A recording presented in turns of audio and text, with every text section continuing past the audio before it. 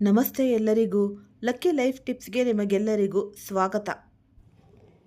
ಇಂದಿನ ಪಂಚಾಂಗ 7 ಫೆಬ್ರವರಿ 2026, ದಿನಾಂಕ 7 ಫೆಬ್ರವರಿ ಶನಿವಾರ. ಈ ಪಾಲ್ಗುಣ ಮಾಸದ ಕೃಷ್ಣ ಪಕ್ಷದ ಷಷ್ಠಿ ತಿಥಿಯು ರಾತ್ರಿ 2:54 ಇದೆ. ಅದರ ನಂತರ ಈ ಸಪ್ತಮಿ ತಿಥಿ ಪ್ರಾರಂಭವಾಗುತ್ತಿದೆ. ಈ ಚಿತ್ರ ನಕ್ಷತ್ರವು ರಾತ್ರಿ 2:28 ಇದೆ. ಅದರ ನಂತರ ಈ ಸ್ವಾತಿ ನಕ್ಷತ್ರವು ಪ್ರಾರಂಭವಾಗುತ್ತಿದೆ. ಇಂದಿನ ರಾಹುಕಾಲ, ಈ ದಿನದ ಅತ್ಯಂತ ಅಶುಭ ಸಮಯ ಬೆಳಿಗ್ಗೆ 9:54ರಿಂದ 11:17 ಇದೆ. ಇಂದಿನ ಈ ಅಭಿಜಿತ್ ಮುಹೂರ್ತ, ದಿನದ ಅತ್ಯಂತ ಶುಭ ಸಮಯ ಮಧ್ಯಾಹ್ನ 12:18ರಿಂದ 1:03 ಇದೆ. ಈ ಬ್ರಹ್ಮ ಮುಹೂರ್ತವು ಬೆಳಿಗ್ಗೆ 5:31ರಿಂದ 6:19 ಇದೆ. ಇಂದು ಚಂದ್ರನು ಕನ್ಯಾ ರಾಶಿಯಲ್ಲಿ ಮಧ್ಯಾಹ್ನ 1:21 ಇರುತ್ತಾನೆ. ನಂತರ ಈ ತುಲಾ ರಾಶಿಯಲ್ಲಿ ಸಂಚರಿಸುತ್ತಾನೆ ಮತ್ತು ಇಂದು ಸೂರ್ಯನು ಮಕರ ರಾಶಿಯಲ್ಲಿ ಇರುತ್ತಾನೆ. ಸಿಂಹ ರಾಶಿಯ ಈ ಸಮಗ್ರ ಫಲಾಫಲಗಳ ಕುರಿತಾದ ವಿಶೇಷ ಕಾರ್ಯಕ್ರಮಕ್ಕೆ ನಿಮಗೆಲ್ಲರಿಗೂ ಆದರದ ಸ್ವಾಗತ. ಈ ಆಕಾಶ ಮಂಡಲದಲ್ಲಿ ಗ್ರಹಗಳ ಸಂಚಾರವು ಪ್ರತಿ ನಿಮಿಷವೂ ನಮ್ಮ ಜೀವನದ ಮೇಲೆ ಪ್ರಭಾವ ಬೀರುತ್ತಲೇ ಇದೆ.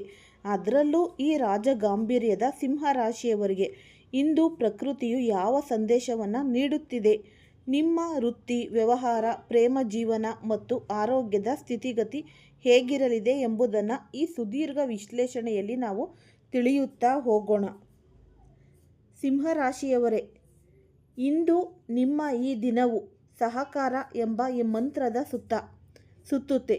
ನೀವು ಎಷ್ಟೇ ಬಲಿಷ್ಠರಾಗಿದ್ರೂ ಕೂಡ ಇಂದು ಈ ಪಾಲುದಾರಿಕೆಯ ಅಡಿಯಲ್ಲಿ ಮನೆ ಮತ್ತು ಕಚೇರಿ ಎರಡರಲ್ಲೂ ಕೆಲಸ ಮಾಡುವುದು ನಿಮಗೆ ಈ ಹೆಚ್ಚಿನ ಯಶಸ್ಸು ತಂದುಕೊಡುತ್ತೆ. ಸಾಮಾನ್ಯವಾಗಿ ನೀವು ಏಕಾಂಗಿಯಾಗಿ ನಿರ್ಧಾರ ತೆಗೆದುಕೊಳ್ಳಲು ಇಷ್ಟಪಡುವವರು. ಆದರೆ ಇಂದು ನೀವು ಏಕಾಂಗಿಯಾಗಿ ಕೆಲಸ ಮಾಡಲು ಮುಂದಾದರೆ ನೀವು ಈ ಅಸಾಧ್ಯವೆಂಬುದು ತೋರುವ ಸಣ್ಣ ಪುಟ್ಟ ತೊಂದರೆಗಳಲ್ಲಿ ಸಿಲುಕಿಕೊಳ್ಳುವ ಸಾಧ್ಯತೆ ಕೂಡ ಇದೆ. ಈ ತಂಡವಾಗಿ ಕೆಲಸ ಮಾಡುವುದರಿಂದ ಅಥವಾ ಇತರರ ಸಲಹೆಯನ್ನು ಪಡೆಯುವುದರಿಂದ ಈ ಅಡೆತಡೆಗಳು ಮಂಜಿನಂತೆ ಕರಗಿ ಹೋಗುತ್ತೆ. ನೆನಪಿಡಿ, ಪರಸ್ಪರ ಸಹಕಾರವೇ ಇಂದಿನ ನಿಮ್ಮ ಅತಿ ದೊಡ್ಡ ಶಕ್ತಿ. ಇಂದು ನೀವು ಇತರರಿಗಿಂತ ಸ್ವಲ್ಪ ವಿಭಿನ್ನವಾಗಿ ಅಥವಾ ಒಂಟಿಯಾಗಿ ಅನುಭವಿಸಬಹುದು. ಇದಕ್ಕೆ ಕಾರಣ ಇತ್ತೀಚೆಗೆ ನೀವು ಅನುಭವಿಸಿದ ಯಾವುದೋ ಒಂದು ಸಣ್ಣ ನಷ್ಟ ಅಥವಾ ಹಿನ್ನಡೆ ಇರಬಹುದು. ಆದರೆ ಅದನ್ನು ಮನಸ್ಸಿಗೆ ಹಚ್ಚಿಕೊಳ್ಬೇಡಿ. ಸಕಾರಾತ್ಮಕವಾಗಿ ನೀವು ಯೋಚಿಸಿ. ಹಣಕಾಸಿನ ವಿಷಯಕ್ಕೆ ನಾವು ಬರೋದಾದರೆ, ಇಂದು ಪರಿಸ್ಥಿತಿ ಸ್ಥಿರವಾಗಿದ್ದರೂ ಕೂಡ ನೀವು ಬಹಳ ಜಾಗರೂಕರಾಗಿ ಇರಬೇಕು. ನಿಮ್ಮ ಆದಾಯವನ್ನು ಮೀರಿ ಖರ್ಚು ಮಾಡುವ ಒಂದು ಪ್ರವೃತ್ತಿ ಇಂದು ನಿಮ್ಮಲ್ಲಿ ಹೆಚ್ಚಾಗಬಹುದು. ವಿಶೇಷವಾಗಿ ಈ ವಿಲಾಸಿ ವಸ್ತುಗಳ ಮೇಲೆ ಹಣ ವ್ಯಯಿಸುವ ಬದಲು ದೈನಂದಿನ ಅಗತ್ಯ ವಸ್ತುಗಳ ಮೇಲೆ ಗಮನ ಹರಿಸಿ. ಸಮಾಜದಲ್ಲಿ ಅಥವಾ ಈ ಕಚೇರಿಯಲ್ಲಿ ನಿಮ್ಮ ಪ್ರಶಂಸೆ ಆಗದಿದ್ದಾಗ ತಕ್ಷಣಕ್ಕೆ ದುಃಖಿತರಾಗುವುದು ಅಥವಾ ಅಹಂಕಾರ ತೋರಿಸುವುದು ಬೇಡವೇ ಬೇಡ. ಇದು ನಿಮ್ಮ ಮತ್ತು ನಿಮ್ಮ ಹಿತೈಷಿಗಳ ನಡುವೆ ಅಂತರವನ್ನು ಉಂಟು ಮಾಡಬಹುದು.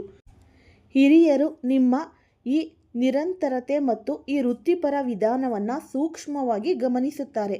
ಆದ್ದರಿಂದ ನಿಮ್ಮ ಕೆಲಸದಲ್ಲಿ ಪ್ರಾಮಾಣಿಕತೆ ಅನ್ನೋದು ಇರಬೇಕು. ಈ ವಂಚನೆ ಮತ್ತು ಈ ಸುಳ್ಳು ಭರವಸೆ ನೀಡುವ ಒಂದು ಜನರಿಂದ ಇಂದು ಸಾಧ್ಯವಾದಷ್ಟು ನೀವು ದೂರವಿರಲೇಬೇಕಾಗುತ್ತೆ. ಯಾರನ್ನಾದರೂ ಈ ಕುರುಡನನ್ನಾಗಿ ನಂಬುವ ಮುನ್ನ ಒಮ್ಮೆ ನೀವು ಯೋಚಿಸಿ. ಸಿಂಹರಾಶಿಯವರಿಗೆ ಕನಸುಗಳು ಯಾವಾಗಲೂ ದೊಡ್ಡದಾಗಿಯೇ ಇರುತ್ತೆ. ಇಂದು ನಿಮಗೆ ಬೀಳುವ ಕನಸುಗಳು ಅಥವಾ ನಿಮ್ಮ ಮನಸ್ಸಿನಲ್ಲಿ ಮೂಡುವ ಒಂದು ಆಲೋಚನೆಗಳು ಈ ಭವಿಷ್ಯದ ದೃಷ್ಟಿಕೋನವನ್ನು ತೋರಿಸುತ್ತೆ. ಆದ್ದರಿಂದ ಇಂದು ನಿಮಗೆ ಹೊಳೆಯುವ ಹೊಸ ಐಡಿಯಾಗಳನ್ನು ಒಂದು ಡೈರಿಯಲ್ಲಿ ಬರೆದಿಟ್ಟುಕೊಳ್ಳಿ. ಈ ಹೊಸ ವೈಯಕ್ತಿಕ ಮತ್ತು ವ್ಯವಹಾರ ಸಂಬಂಧಗಳಿಗಾಗಿ ಭವಿಷ್ಯದ ಯೋಜನೆಗಳನ್ನು ನೀವು ಮಾಡಲು ಈ ಸಮಯ ಅತ್ಯಂತ ಸೂಕ್ತವಾಗಿದೆ. ಕೆಲಸವನ್ನು ಮುಂದೂಡುವ ಒಂದು ಹವ್ಯಾಸ ಇಂದು ನಿಮಗೆ ಮುಳುವಾಗಬಹುದು. ಕೇವಲ ಕಲ್ಪನಾ ಲೋಕದಲ್ಲಿ ವಿಹರಿಸುವುದನ್ನು ಬಿಟ್ಟು ವಾಸ್ತವದಲ್ಲಿ ಕೆಲಸ ಮಾಡಿ. ನಿಮ್ಮ ಪರಿಶ್ರಮವೇ ನಿಮಗೆ ಯಶಸ್ಸನ್ನು ತರುತ್ತೆ ಎಂಬುದು ನೆನಪಿರಲಿ. ಒಂದು ಅದ್ಭುತವಾದ ಮಾಹಿತಿ, ಯಶಸ್ಸು ನಮ್ಮನ್ನು ಜಗತ್ತಿಗೆ ಪರಿಚಯಿಸುತ್ತೆ, ಆದರೆ ವೈಫಲ್ಯವು ಜಗತ್ತನ್ನು ನಮಗೆ ಪರಿಚಯಿಸುತ್ತದೆ. ಇಂದು ಈ ವೈಫಲ್ಯಗಳಿಗೆ ಹೆದರದೆ ಮುನ್ನಡೆಯಿರಿ. ಈ ಮನೆಯ ವಾತಾವರಣವು ಇಂದು ಶಾಂತಿಯುತವಾಗಿರಲಿದೆ. ನಿಮ್ಮ ಕುಟುಂಬದೊಂದಿಗೆ ಸ್ವಲ್ಪ ಗುಣಮಟ್ಟದ ಸಮಯವನ್ನು ಕಳೆಯುವುದು ನಿಮಗೆ ಮಾನಸಿಕ ನೆಮ್ಮದಿಯನ್ನು ನೀಡುತ್ತೆ. ಮನೆಯಲ್ಲಿನ ಹಿರಿಯರು ನಿಮ್ಮ ಈ ಕೆಲವು ಮೃದುವಾದ ಆದರೆ ಅತ್ಯಂತ ಮೌಲ್ಯಯುತವಾದ ಸಲಹೆಗಳನ್ನು ನೀಡಬಹುದು. ಅದನ್ನು ಗೌರವದಿಂದ ಸ್ವೀಕರಿಸಿ.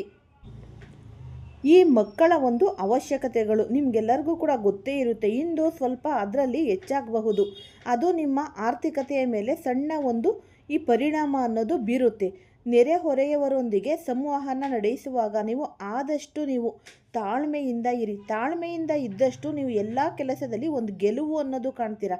ಈ ಸಣ್ಣ ಒಂದು ವಿಷಯಕ್ಕೆ ವಾಗ್ವಾದ ಉಂಟಾಗುವ ಸಾಧ್ಯತೆ ಕೂಡ ಇದೆ.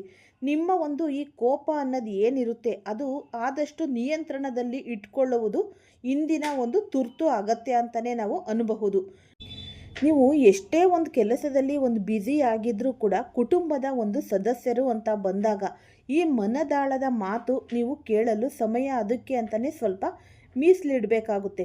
ಈ ವೃತ್ತಿ ಜೀವನದಲ್ಲಿ ನಾವು ನೋಡ್ತಾ ಹೋದರೆ ತೀವ್ರ ಸ್ಪರ್ಧೆ ಏರ್ಪಡುವ ಒಂದು ಸೂಚನೆ ಕೂಡ ಇಲ್ಲಿ ಕಾಣಿಬರುತ್ತೆ. ವಿಶೇಷವಾಗಿ ಈ ಯುವಕರು ಮತ್ತು ಈ ಉದ್ಯೋಗಾಕಾಂಕ್ಷಿಗಳು ಇಂದು ಹೆಚ್ಚಿನ ಶ್ರಮ ಪಡಬೇಕು. ಯಾಕೆ ಅಂದರೆ ಈ ಮ್ಯಾನೇಜ್ಮೆಂಟ್ ಅನ್ನೋದು ಈ ಕ್ಷೇತ್ರದಲ್ಲಿ ಇರುವವರಿಗೆ ಈ ಹೊಸ ವಿಧಾನಗಳನ್ನು ಕಲಿಯಲು ಉತ್ತಮ ಅವಕಾಶಗಳು ಇವರಿಗೆ ಸಿಗುತ್ತೆ. ಈ ಕಾನೂನು ಮತ್ತು ವೈದ್ಯಕೀಯ ಕ್ಷೇತ್ರದಲ್ಲಿ ಇರುವವರಿಗೆ ಸಮಾಜದಲ್ಲಿ ಒಂದು ಉನ್ನತ ಮಟ್ಟದ ಒಂದು ಗೌರವ ಅಥವಾ ಈ ಒಂದು ಸುಧಾರಣೆ ಅನ್ನೋದು ಇಲ್ಲಿ ಕಂಡುಬರುತ್ತೆ. ಈ ವ್ಯವಹಾರ ಮಾಡುವವರು ಇಂದು ಯಾವುದೇ ಒಂದು ಹೊಸ ಹೂಡಿಕೆ ಮಾಡುವ ಮುನ್ನ ಆದಷ್ಟು ಹಿರಿಯರ ಈ ತಜ್ಞರ ಸಲಹೆ ಪಡೆಯುವುದು ಉತ್ತಮ ಅಂತಲೇ ಹೇಳಬಹುದು. ನಿಮ್ಮ ಒಂದು ತಂತ್ರಜ್ಞಾನ ಅಥವಾ ಈ ಒಂದು ಕೆಲಸ ಮಾಡುವ ವಿಧಾನದಲ್ಲಿ ಕೆಲವು ಬದಲಾವಣೆಗಳ ಅಗತ್ಯ ಇದ್ದೇ ಇರುತ್ತೆ. ನೀವು ಆತುರದಲ್ಲಿ ಅವಸರದಲ್ಲಿ ಯಾವುದೇ ತೆಗೆದುಕೊಳ್ಳುವ ನಿರ್ಧಾರಗಳು ನಷ್ಟಕ್ಕೆ ದಾರಿ ಮಾಡಿಕೊಡಬಹುದು. ನಿಮ್ಮ ಒಂದು ಈ ಸಹೋದ್ಯೋಗಿಗಳು ನಿಮ್ಮ ಒಂದು ಜವಾಬ್ದಾರಿ ಏನಿರುತ್ತೆ ಅದನ್ನು ನೀವು ಈ ನುಣುಚಿಕೊಳ್ಳಬಹುದು. ಅಂತಹ ಒಂದು ಸಮಯದಲ್ಲಿ ನೀವು ಈ ಚಾತುರ್ಯತೆ ಅನ್ನೋದು ಬಳಸಿದಾಗ ಕೆಲಸ ಅನ್ನೋದು ಪೂರ್ಣ ಆಗುತ್ತೆ. ಚಾತುರ್ಯತೆ ಅನ್ನೋದು ಒಂದು ಬುದ್ಧಿ ಅನ್ನೋದು ನೀವು ಒಂದು ಯೋಚಿಸಬೇಕು. ಒಂದು ಕೆಲಸ ಮಾಡಬೇಕಾದ್ರೆ ಒಂದು 10-15 ಸಲ ಯೋಚನೆ ಮಾಡಿದ್ರೆ ಆ ಕೆಲಸದಲ್ಲಿ ಯಶಸ್ಸು ಅನ್ನೋದು ನಿಮಗೆ ಸಿಗುತ್ತೆ. ಹಳೆಯ ಹೂಡಿಕೆಯೊಂದರಿಗೆ ನೀವು ಹಠಾತ್ ಲಾಭ ಅಥವಾ ಈ ಬಡ್ತಿ ಬರುವ ಸಾಧ್ಯತೆ ಕೂಡ ಕಾಣುತ್ತೆ. ನಿಮಗೆ ಒಂದು ಆಶ್ಚರ್ಯ ಅನ್ನೋದು ತರಲಿದೆ. ಈ ಪ್ರೀತಿ ವಿಷಯದಲ್ಲಿ ನೀವು ಇಂದು ಈ ಕನಸಿನ ಲೋಕದಲ್ಲಿ ತೇಲ್ತಾ ಇದ್ದೀರಾ. ಈ ರೊಮ್ಯಾನ್ಸ್ ಮತ್ತು ಭಾವನೆಗಳು ನಿಮ್ಮ ಈ ಆಧ್ಯಾತ್ಮೆಯಾಗಿದೆ. ನೀವು ಪ್ರೀತಿಯಲ್ಲಿದ್ದರೆ ಎಲ್ಲೆಡೆ ನಿಮ್ಮ ಸಂಗಾತಿಯ ಮುಖವೇ ನಿಮಗೆ ಎಲ್ಲ ಕಡೆ ಹೋದರೂ ಒಂದು ಪ್ರೀತಿ ಮುಳುಗೋಗಿದ್ದೀರಾ. ಯಾವುದೇ ಒಂದು ಕೆಲಸ ಮಾಡಬೇಕಾದ್ರೂ ಎಲ್ಲ ಕಡೆ ನಿಮ್ಮ ಸಂಗಾತಿ ಮುಖನೇ ಕಾಣಿಸಬಹುದು. ಈ ಸುಂದರವಾದ ಅನುಭವವಾದರೂ ವಾಸ್ತವದಲ್ಲಿ ಅರಿವಿರಲಿ. ನಿಮ್ಮ ಒಂದು ಈ ಪ್ರೇಮ ಸಂಬಂಧದಲ್ಲಿ ಈ ಮೂರನೇ ವ್ಯಕ್ತಿಯ ಹಸ್ತಕ್ಷೇಪದಿಂದ ಕೆಲವು ಈ ತಪ್ಪು ತಿಳುವಳಿಕೆಗಳು ಅನ್ನೋದು ಉಂಟಾಗುತ್ತೆ.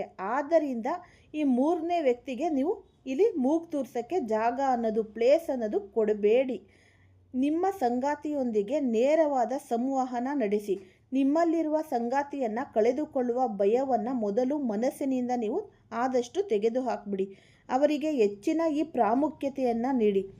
ಅವರ ಒಂದು ಇಷ್ಟ ಕಷ್ಟಗಳು ಏನಿರುತ್ತೆ ಅದನ್ನು ನೀವು ಕೇಳಿಕೊಂಡು ಅದನ್ನು ನೀವು ಆಲಿಸಿ. ಆದರೆ ನೆನಪಿನಲ್ಲಿ ಇಟ್ಕೋಬೇಕು, ಪ್ರೀತಿಯ ಅಮಲಿನಲ್ಲಿ ನಿಮ್ಮ ಒಂದು ವೃತ್ತಿ ಜೀವನ ಮತ್ತು ಈ ಕರ್ತವ್ಯ ಮರಿಬಾರ್ದು. ಈ ಭಾವನಾತ್ಮಕ ಸಂಬಂಧ ಮತ್ತು ವೈಯಕ್ತಿಕ ಬೆಳವಣಿಗೆಯ ನಡುವೆ ಸಮತೋಲನ ಅನ್ನೋದು ಕಾಯ್ದುಕೊಳ್ಬೇಕಾಗುತ್ತೆ. ಆರೋಗ್ಯದ ಒಂದು ದೃಷ್ಟಿಯಿಂದ ನೀವು ನೋಡೋದಾದರೆ ನಿಮ್ಮ ದೈಹಿಕ ಸಾಮರ್ಥ್ಯ ಅಥವಾ ಇಂದು ತುಂಬಾ ಚೆನ್ನಾಗಿದೆ.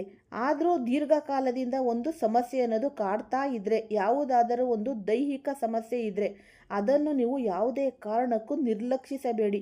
ಕೂಡಲೇ ವೈದ್ಯರ ಸಲಹೆ ಪಡೆಯುವುದು ನಿಮಗೆ ಉತ್ತಮ. ಈ ಕೆಲಸದ ಒತ್ತಡದ ನಡುವೆ ನೀವು ಆದಷ್ಟು ನೀರನ್ನು ಹೆಚ್ಚಿನದಾಗಿ ಕುಡೀರಿ. ಅಂದರೆ ದಿನವಿಡೀ ಸಾಕಷ್ಟು ನೀರು ಕುಡಿಬೇಕು. ಉಸಿರಾಟದ ತೊಂದರೆ ಇರುವವರು ಈ ಧೂಳು ಮತ್ತು ಈ ಹೊಗೆಯಿಂದ ದೂರವಿರುವುದು ಕ್ಷೇಮ ಅಂತಲೇ ಹೇಳಬಹುದು. ಈ ಭಾರೀ ವ್ಯಾಯಾಮದ ಬದಲಿಗೆ ಹಗುರವಾದ ಧ್ಯಾನ ಮತ್ತು ಈ ನಡಿಗೆಯನ್ನು ರೂಢಿಸಿಕೊಳ್ಬೇಕು. ಇಂದು ನಿಮ್ಮ ಈ ಮನಸ್ಸು ಈ ಧರ್ಮ ಕರ್ಮ ಮತ್ತು ಈ ಪೂಜಾ ವಿಧಿವಿಧಾನಗಳಲ್ಲಿ ತೊಡಗಬಹುದು. ಇದು ನಿಮಗೆ ಆಂತರಿಕವಾಗಿ ಹೆಚ್ಚಿನದಾಗಿ ಶಕ್ತಿ ಮತ್ತು ಮಾನಸಿಕ ಶಾಂತಿಯನ್ನು ಕೊಡುತ್ತೆ.